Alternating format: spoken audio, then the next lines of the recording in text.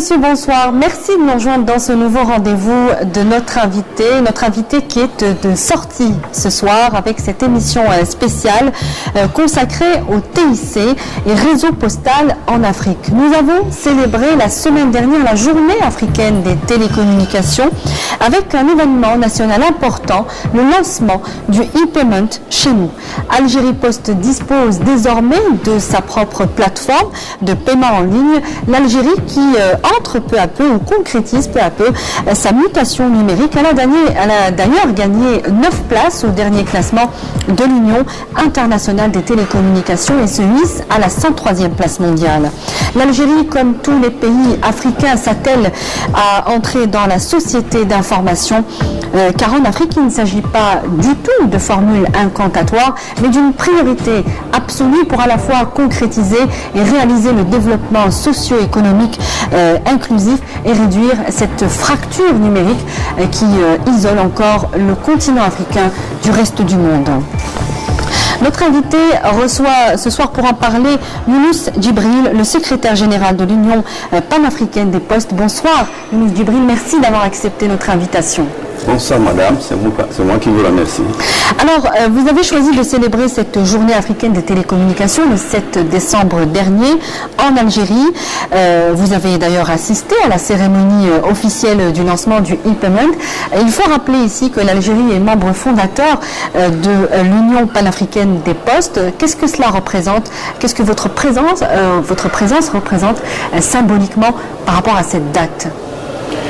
Cette date est particulièrement importante pour nous à l'Union panafricaine des postes parce qu'elle célèbre un bond en avant au niveau des services postaux, notamment au niveau algérien ici. L'Algérie qui, faut-il le rappeler, certes est membre fondateur de l'Union panafricaine des postes, mais elle nous a manqué au sein de la communauté postale africaine pendant plusieurs années. Et cette fois-ci, à l'aimable invitation de Madame la ministre en charge des postes, elle a bien voulu que je vienne ici marquer le retour de ce grand pays au sein de la communauté postale africaine en tant qu'invité d'honneur pour prendre part au lancement des services électroniques d'Algérie Post et concomitamment à la célébration de la journée panafricaine des postes, la journée africaine des télécommunications, qui est une journée commémorant l'anniversaire de notre consoeur, l'Union africaine des télécommunications. Oui, il faut rappeler que c'est une institution de l'Union africaine. Les deux sont des institutions de l'Union africaine.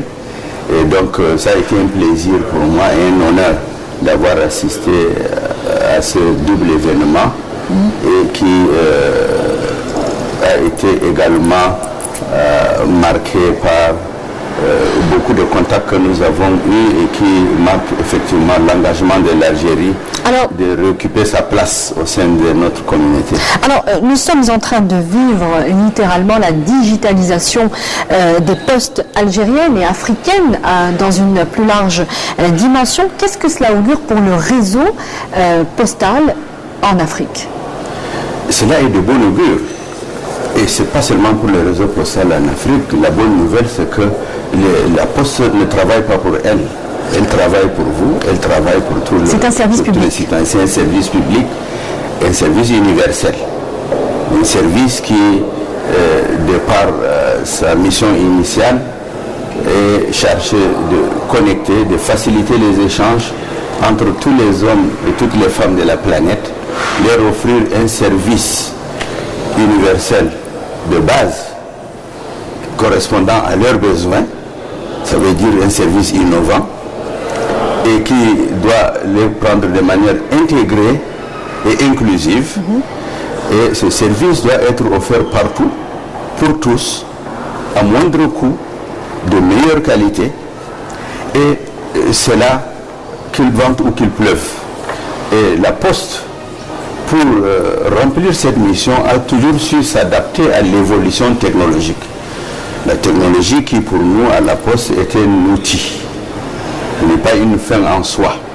C'est un outil que nous utilisons pour offrir les services relevant de notre mission qui est celle, je vous le rappelle, de faciliter les échanges et la communication entre les hommes avec grand H. Alors aujourd'hui, la mutation de la Poste, elle devient réelle en Afrique? La mutation devient réelle parce que la Poste est désormais considérée comme partenaire à part entière dans la volonté continentale africaine d'arrimer l'ensemble des populations pour les associer à l'émergence envisagée par l'Union africaine, dont nous sommes une institution spécialisée, une émergence qui se veut inclusive, notamment attentive aux populations les plus défavorisées jusqu'alors. Les exclus du développement devraient être désormais au centre de la préoccupation de tous les acteurs œuvrant dans le secteur de la communication. Et la Poste, dans ce domaine-là, elle a un avantage compétitif qui, à cause de sa présence territoriale, elle a une capillarité sans nul autre pareil. Une présence physique sans nul autre pareil, mais cette présence devrait permettre la connectivité des populations non connectées. Elle devrait permettre l'inclusion dans tous les services de la nouvelle économie numérique. Alors, vous dites devrait parce qu'en effet, en Afrique, rien n'est encore tout à fait évident, y compris dans le domaine des postes. Il n'y aurait, et vous allez pouvoir confirmer ou infirmer ce chiffre, il n'y a que 26 000 postes, bureaux de poste dans toute l'Afrique. C'est assez peu, c'est un chiffre assez réduit pour un continent aussi vaste. Et je prends ici, je voulais vous faire réagir sur l'exemple de la République démocratique du Congo, dont donc la société congolaise de poste et de télécommunications ne remplissait plus ses fonctions, ne serait-ce que par rapport au courrier. Les Congolais ne recevaient plus leur courrier depuis plus de 30 ans, et cela vient de reprendre. Alors par rapport aux disparités qu'il peut y avoir dans le continent, je voudrais votre réaction là-dessus. D'abord, les 26 000 bureaux de poste dont vous parlez, en fait, c'est des bureaux de poste qui, pour le moment, en Afrique, ne peuvent pas offrir des services de l'économie numérique parce qu'il leur manque l'infrastructure de base susceptible de leur permettre d'assumer pleinement leur rôle. C'est-à-dire qu'ils n'ont pas de connectivité. Et comme évidence, ils n'ont pas de connectivité. À la base, ils n'ont même pas d'énergie électrique fiable dans les bureaux de poste. Il n'y a pas d'adressage suffisant. Il y a près de 300 ou plus de 300 millions d'Africains qui n'ont pas d'adresse. Ça veut dire qu'ils n'ont pas d'identité juridique. On ne peut pas les localiser quelque part parce que l'adresse étant un élément d'identité. Mais la réalité prise individuellement sur les 54 pays africains est différente d'un pays à l'autre. Ouais. Il y a d'énormes disparités. Il y a d'énormes disparités et malheureusement elles touchent des zones parfois enclavées, des populations qui en ont effectivement besoin. Vous avez cité le cas de la République démocratique du Congo, pays qui m'a invité particulièrement pour 3 journées de réflexion l'année dernière pour réfléchir sur le lancement des activités, la relance des activités postales dans ce grand pays aux énormes ressources, mais qui n'arrive pas à connecter, à fournir des services de base à ses citoyens parce que préoccupé qu'il est dans des questions parfois ne dépendant pas forcément de la volonté des autorités postales, des questions sécuritaires. Alors pour être clair aujourd'hui, quel rôle peut jouer l'Algérie ou les pays aussi comme l'Algérie qui deviennent leaders donc dans le domaine de l'informatisation ou de la numérisation plutôt de la poste? Quel rôle peuvent jouer ces pays-là en faveur de ces autres pays qui sont en retard dans ce domaine? C'est un rôle d'abord d'entraînement. Le premier, c'est de montrer l'exemple que cela est faisable. Et le deuxième, et c'est là où j'ai reçu la bonne nouvelle pendant mon séjour ici, c'est la disposition entière de l'ensemble des autorités postales algériennes d'assister les postes concerts, les autres postes africains qui en auraient besoin. Et les autorités postales m'ont laissé comprendre que ça pourrait se faire de manière non onéreuse, à titre gracieux, des experts pourraient être mis à disposition de ce genre de pays-là. C'est une nouvelle que je m'empresserai d'ailleurs à partager avec les pays qui en ont besoin. Mais actuellement, à cause du progrès technologique, de la numérisation dont vous avez parlé, il est beaucoup plus possible désormais et plus facile d'offrir des services postaux de proximité sans avoir recours à mettre en place une infrastructure lourde qui coûterait cher. Nous parlons de plus en plus de points postaux plutôt que de bureaux de poste. Et cela est très facilement déployable dans n'importe lequel des pays africains pour permettre à tous les citoyens de faire partie du décollage économique que nous souhaitons actuellement, parce que il y a une corrélation directe entre le développement postal et l'accroissement, l'amélioration du mode de vie de nos populations, dont l'essentiel vit en zone rurale ou des zones en tout cas éloignées des autres secteurs de l'économie. Alors l'Union panafricaine des postes peut-elle rapprocher ces pays-là de l'Algérie par exemple pour les faire bénéficier C'est une mission que nous assumons, parce qu'une de nos missions de contribution au développement intégré des postes africaines, c'est de permettre des échanges d'expériences, de benchmarking, de permettre de partager le savoir-faire et les résultats obtenus par les uns, par les autres, parce que chaque pays, en fait, vous vous en doutez, chaque pays a quelque chose à partager avec les autres. Bon, le bonheur, c'est qu'au niveau de l'Algérie, il y a pas mal de choses modernes, innovantes et révolutionnaires, j'allais dire, que la Poste d'Algérie a à partager avec les autres. Moi, j'ai vu le potentiel de la contribution possible de l'Algérie pour embarquer les postes qui sont encore à la traîne vers la modernité. Ça, c'est le potentiel que j'ai vu, mais j'ai aussi eu la confirmation et l'engagement politique des autorités algériennes pour dire qu'elles sont prêtes à se livrer à cet exercice, parce que le développement se fera avec tous ou alors il ne se fera pas.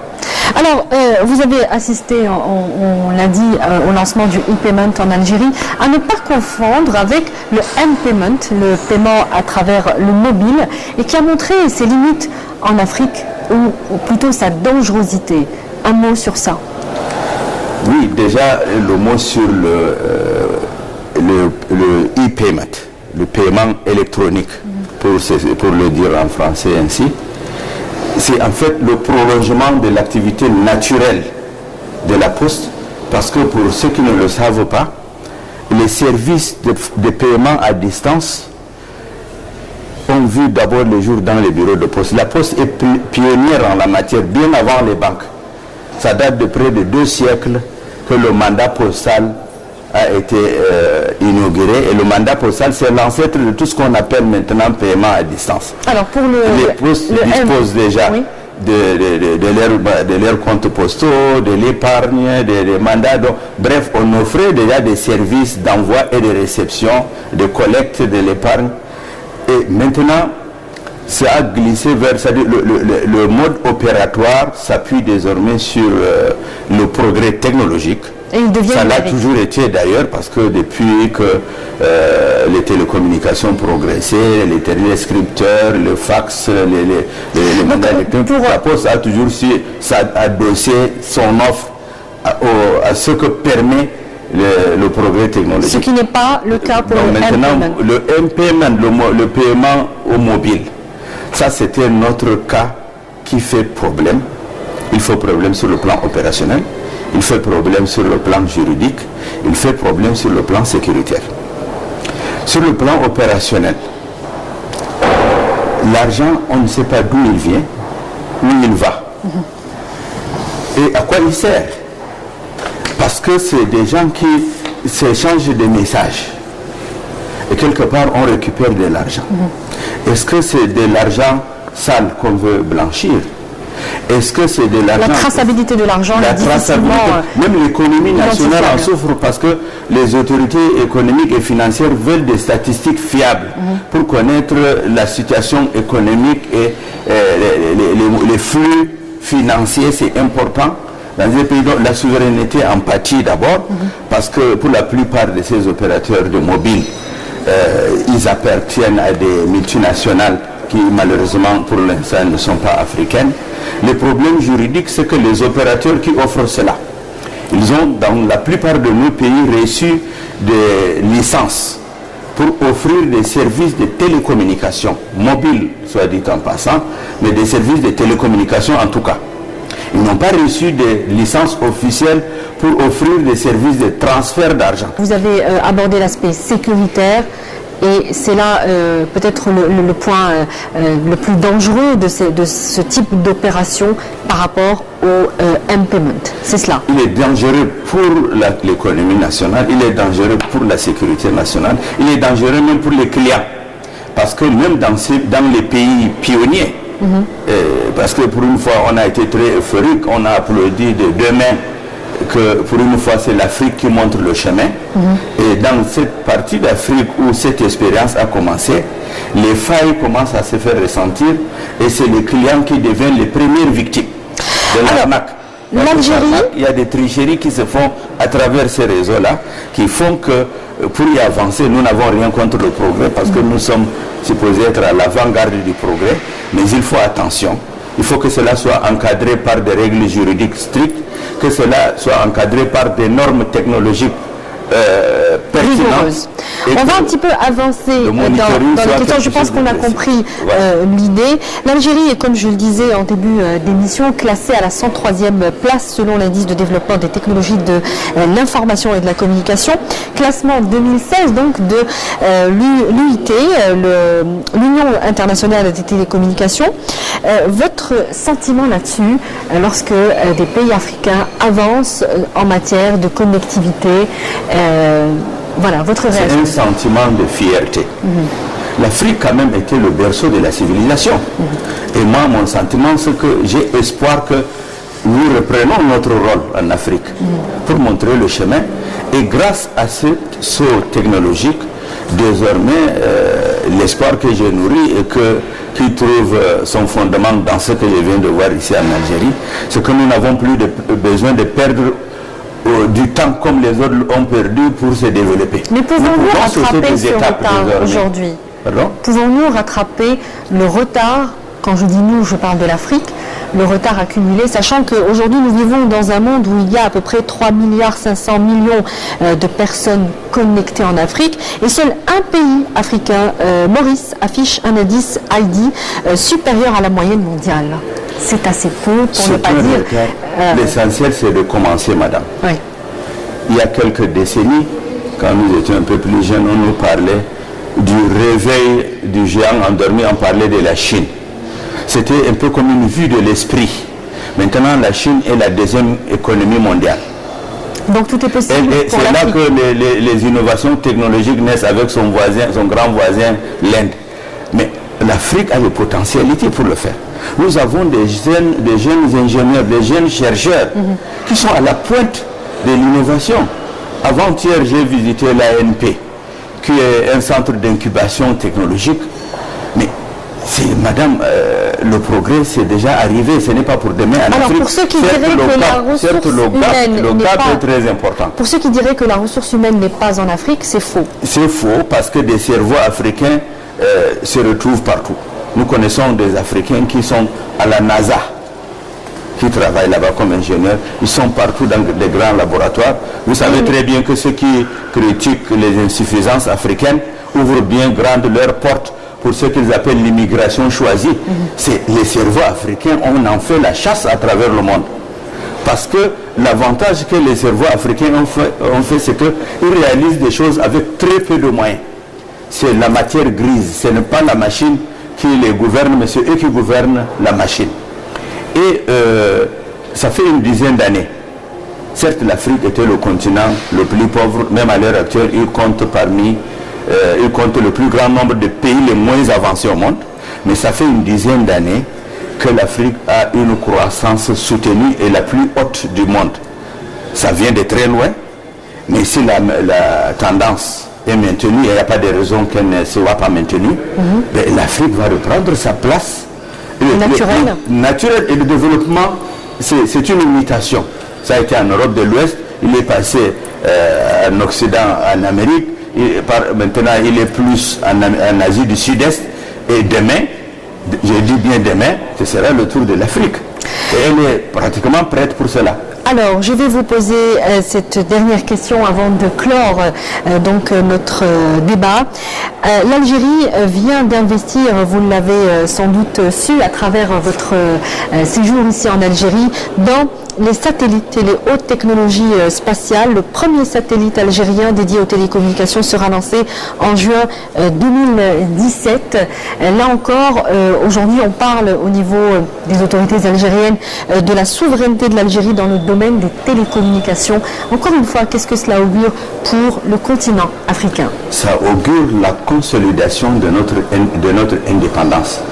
Parce que pour l'instant, des pays comme l'Algérie en est l'exemple, nos aînés, nos parents se sont battus pour la libération politique.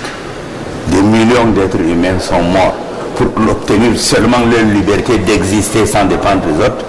Mais à l'heure de la globalisation, si on ne maîtrise pas les outils de communication, l'ensemble des outils de communication, eh bien la dépendance continue. À l'heure actuelle, nos communications dans tous nos pays sont triangulaires. Il faut aller s'arrimer à un satellite lancé par un autre pays qui est en dehors d'Afrique pour appeler même d'Algérie vers l'Algérie. Parfois, j'exagère un peu, mais lorsqu'on n'a pas cette autonomie, cette indépendance technologique, c'était le cas.